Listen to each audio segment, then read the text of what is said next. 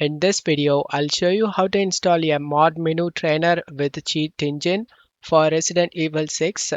Check my video description for this mod link. Right-click on this trainer and select WinRAR and select Extract to.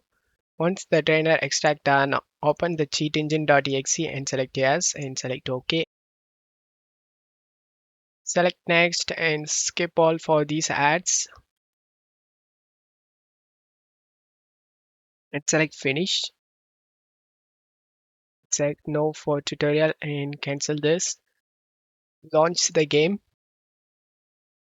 Once you are in game, press the Alt Tab key and go back to Cheat Engine. Select this first icon and select the Resident Evil 6. Make sure the game is running in the background and select Open. Select the second folder icon and go to Downloads and open the extracted trainer. Select this CT file and select Open. Under here, you can able to see all trainer options. To find this working or not, I'm gonna check this infinite health, infinite ammo, no reload, Leon.